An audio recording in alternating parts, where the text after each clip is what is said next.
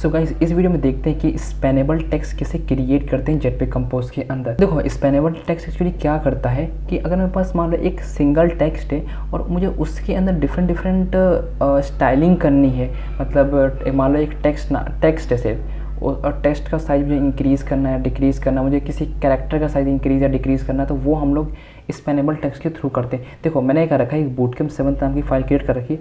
अब इसमें क्या करता हूँ, एक कंपोजर फंक्शन क्रिएट करता हूँ और देखते हैं एग्जांपल कि हम स्पैनेबल टेक्स्ट कैसे क्रिएट करेंगे। देखो एक पहले कंपोजर फंक्शन क्रिएट कर लो, स्पैनेबल टेक्स्ट लेआउट करके मैं एक यहाँ पर कंपोजर फंक्शन क्रिएट कर दिया। अब देखो मैं यहाँ पर क्या करता हूँ, एक यहाँ पर ना क्या करो, एक कॉलम क्रिएट कर दो, कॉलम यहाँ कर दो modifier fill max size and horizontal centre, और यहाँ पर वर्टिकल भी दे देंगे यहाँ पर सेंटर। चलो ये परफेक्टली वर्क कर गया। अभी मुझे एक ना मान लो एक टेक्स्ट देता हूँ, यहाँ पर एक टेक्स्ट यहाँ पर क्रिएट कर लो, टेक्स्ट नाम का कंपोजेबल फंक्शन, मान लो हेलो ऐसी कुछ पास कर दिया। चलो अभी देखो हमें अगर स्पैनेबल टेक्स्ट क्रिएट करना तो हम लोग कैसे कर सकते हैं। देखो ऊपर क्या कर दो, एक वेरिएबल क्रिएट कर दो वेल, और यहाँ पर बोल देंगे टेक्स्ट 1 करके। अब यहाँ करना पड़ेगा build annotation, build annotated string करके इस फंक्शन को क्या करना पड़ता है, मुझे यहाँ पर कॉल करना पड़ेगा। अब देखो क्या कर सकते हैं, यहाँ पर इधर में क्या करना पड़ेगा, मुझे मल्टीपल टेक्स्ट डिफाइन जो हमें करना है हम लोग कर सकते हैं।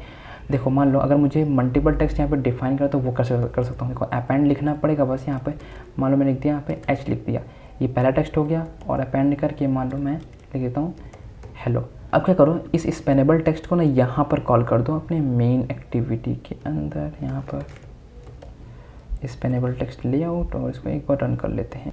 तो देखो अभी हमारा यहाँ पे कुछ फ़र्क नहीं पड़ा, हेलो जैसा था ना यहाँ पर। देखो अगर क्या करता हूँ, यहाँ पर ना इस टेक्स्ट 1 को यहाँ पर पहले कॉल करना पड़ेगा। देखो अगर मैं इस पर क्लिक करूँगा ना तो ये एनोटेटेड स्ट्रिंग भी लेता है और नॉर्मल स्ट्रिंग भी लेता है यहाँ पे। तो एनोटेटेड स्ट्रिंग क्या था, ये आपको जो बिल्ड स्ट्रिंग था ना, बिल्ड एनोटेटेड स्ट्रिंग, तो ये एक्चुअली एक एनोटेटेड स्ट्रिंग होता है यहाँ पर। तो अगर मैं यहाँ पे इसको रिफ्रेश करूँगा ना तो जैसा अभी देखो ये हेलो जो लिखा था ना ऊपर, यहाँ पर आ चुका है। देखो जो अपेंड था ना ये कंबाइन हो के यहाँ पर हेलो आ चुका है। अब देखो मेरा ये एक्चुअली है ना यहाँ पर कि जो ये एच है ना उसको मैं बड़ा कर दूँ, एच मेरा बड़ा हो, बाकी जो ई hello E double L O लिखा है ना वो जैसा साइज़ है उसको वैसा ही रहे यहाँ पे।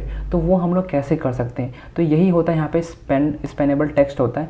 मतलब टेक्स्ट हमारा क्या होता है, बहुत सारे टेक्स्ट होते हैं एक साथ हम कंबाइन करके लिख सकते हैं, और जिसकी भी हमें स्टाइलिंग प्रोवाइड करवानी तो हम इजीली कर सकते हैं यहाँ पे।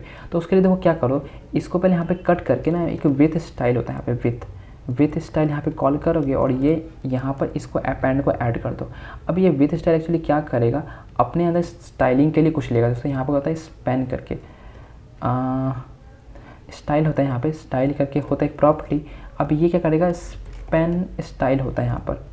अब ये स्पैन स्टाइल क्या करता है, जो भी टेक्स्ट मैंने लिखा है ना यहाँ पे एच, उसकी स्टाइलिंग प्रोवाइड करवा देगा। सपोज मान लो आपको कलर इसको मान लो मेरे को रेड करना है तो मैं रेड दे दूँगा, या आपको जो फॉन्ट इसका साइज़ है मान लो मैं क्या करता हूँ 30 डॉट इसका SP प्रोवाइड करवाता हूँ, या जो फॉन्ट इसका वेट है वो मान लो मैं इसको बोल्ड कर देता हूँ यहाँ पर।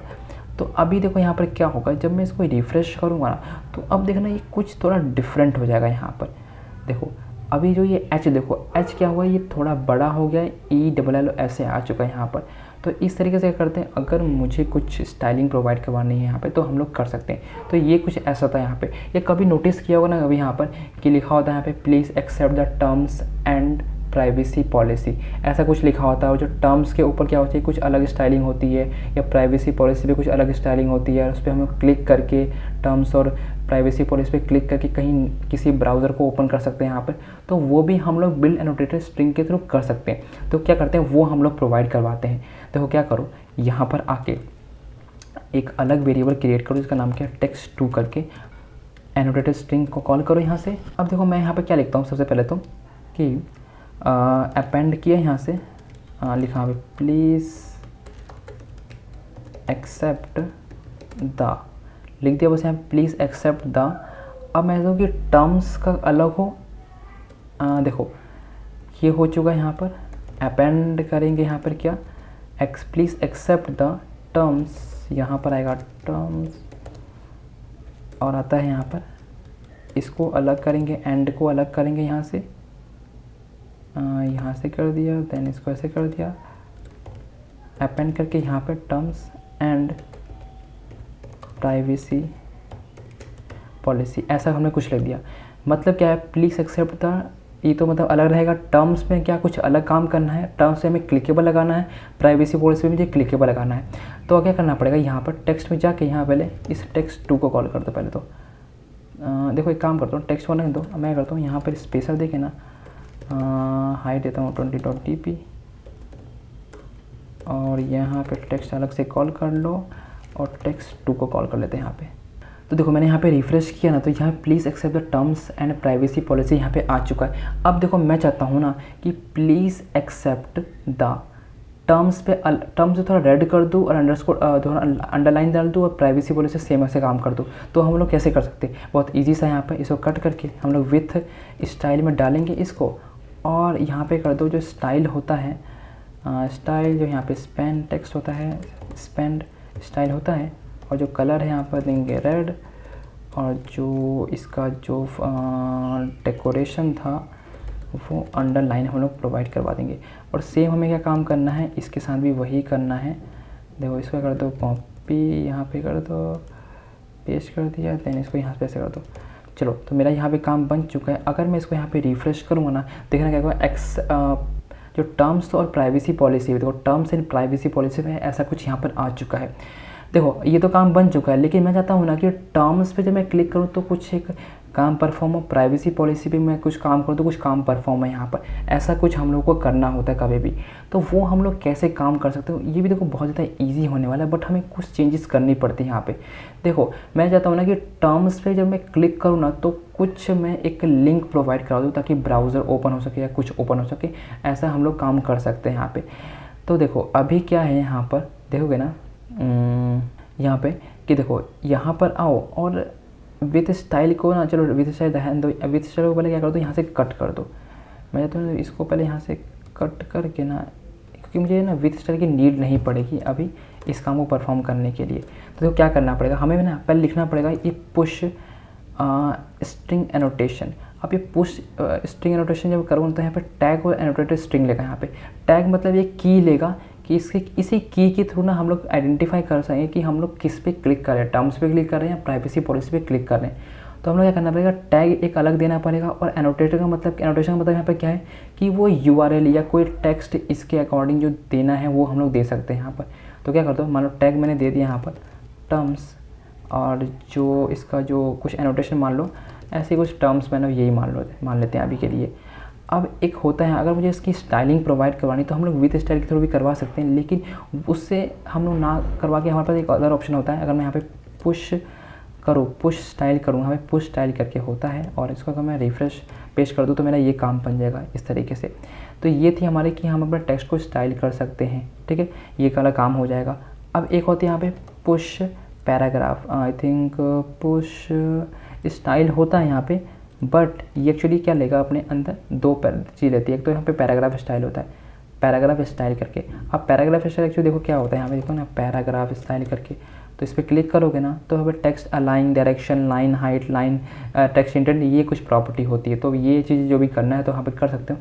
मैं अभी इसको यूज़ नहीं कर रहा, तो अपने करना है तो कर सकते हो, कोई दिक्कत नहीं। अब देखो मैंने एक बार पुश तो कर दिया, लेकिन मुझे यहाँ पे एक ना पॉप लगाना पड़ेगा। पॉप मेरे को इसलिए लगाना पड़ेगा बिकॉज अब देखो मुझे दो पुश करना पड़ेगा, चीज़ें पुश करनी है, एक तो टर्म्स को भी करनी है, एक प्राइवेसी पॉलिसी भी करनी है। एक बार मैंने पुश यहाँ पे कर दिया तो मुझे यहाँ पे इसको एंड भी करना पड़ेगा। एक बार इंसर्ट करने के बाद मुझे एंड भी करना पड़ेगा, ताकि जो मेरा प्राइवेसी पॉलिसी है उसको मैं पुश करके दोबारा पॉप कर सकूँ। ऐसा मैं काम परफॉर्म करना पड़ेगा। तो क्या करो, इधर भी आना है हम लोगों को, और इसको पर क्या कर दो, यहाँ से कट कर दो ये वाला यहाँ पर, और अब क्या करना पड़ेगा, एंड के बाद आना है हमको, पुश करना है, पुश स्ट्रिंग एनोटेशन, यहाँ देना है पे प्राइवेसी, और यहाँ पे आके मेरे को देना है प्राइवेसी। कुछ भी काम परफॉर्म करना हम लोग परफॉर्म कर सकते हैं यहाँ पे, ठीक है। चलो ये हो गया।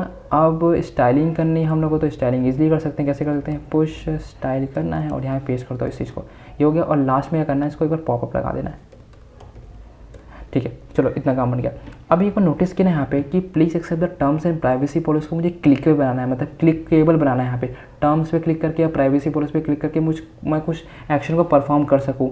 तो अभी जो मैं देखोगे ना, ये जो टेक्स्ट है मेरा एक नॉर्मल टेक्स्ट है यहाँ पर, लेकिन मुझे क्या करना पड़ेगा, इसको एक क्लिकेबल टेक्स्ट क्रिएट करना पड़ेगा। तो क्लिकेबल टेक्स्ट क्रिएट करने का बहुत ईजी वे है, क्लिकेबल टेक्स्ट करके क्या होता है, कंपोजर फंक्शन होता है, और ये क्या लेगा, देखो अपने अंदर एनोटेटेड स्ट्रिंग लेता है। तो एनोटेटेड स्ट्रिंग में डायरेक्टली कर सकता हूँ, इस टेक्स्ट 2 को यहाँ पे कॉल कर सकता हूँ। अभी ऑन क्लिक का हमें बाद में परफॉर्म करेंगे, लेकिन पहले चेक करते हैं कि जो मैंने अभी काम परफॉर्म किया है पुश स्ट्रिंग के थ्रू, पुश स्ट्रिंग एनोटेशन के थ्रू, क्या वो वर्क कर रहा है कि नहीं कर रहा है। यस, ये वर्क कर रहा है, बट ये कुछ इस वे में आ रहा है यहाँ पर। अभी ये ऐसा क्यों आया यहाँ पे ना, ये देखोगे ना, देखो ये प्रॉब्लम क्यों आया।